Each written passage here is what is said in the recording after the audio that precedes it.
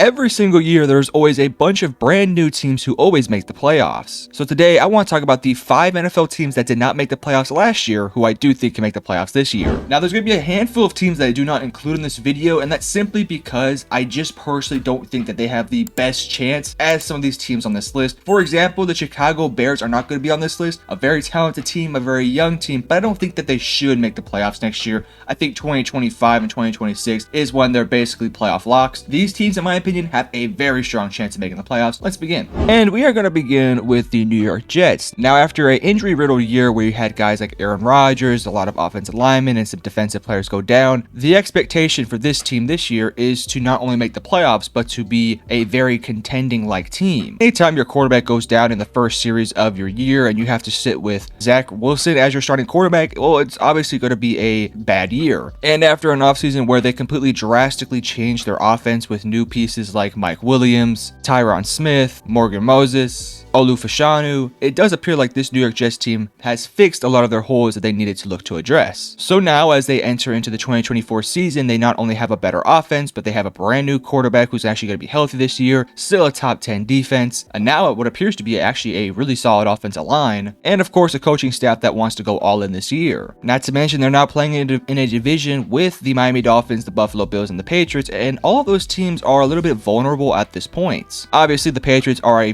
couple years away from being serious contenders to make the playoffs, with Drake May being potentially the backup to starting quarterback this year. The Miami Dolphins have a bunch of their own issues. I still think that they are a team that could definitely make the playoffs, but I actually think at this point the Jets might be a better team depending on what version of Aaron Rodgers we get. And then there's the Buffalo Bills, who also have their own set of issues as well, losing out on a ton of really good pieces, but also being able to replace a couple of them. It will be interesting to see the dynamic of the AFC East, given the fact that there are a bunch of good teams, but there's also a bunch of unproven teams. And you could throw the New York Jets in that mix in this division of being a team that is unproven but has a ton of talent and should be able to compete for a playoff spot. Next up at number 4, we're going to be talking about the Cincinnati Bengals. Similar to the New York Jets, the Bengals season really was a terrible year for them given the fact they had so many injuries. But also similar to the New York Jets, they've also been able to fix a ton of their issues, mainly along the offensive line. Going out there and getting Trent Brown and getting a future offensive tackle in Amarius Mims within the draft, you've now somewhat fixed your offensive line room for the foreseeable future. They also brought in a very good running back in Zach Moss, who I actually think is better than Joe Mixon in terms of being an every down back. And of course, you still have T. Higgins, Jamar Chase, and a couple other weapons on that offense. Defensively, this team is not as good as the New York Jets, but it's still a solid enough defense to get the job done. And after an offseason where you've seen a lot of guys request trades, none of them have happened so far, and I don't expect them to happen at all. So for the Cincinnati Bengals, you're not going to be heading into the 2024 season with probably some empty pockets as you've been handing out a bunch of contracts, but you're playing within a conference that is difficult to play within, but you've also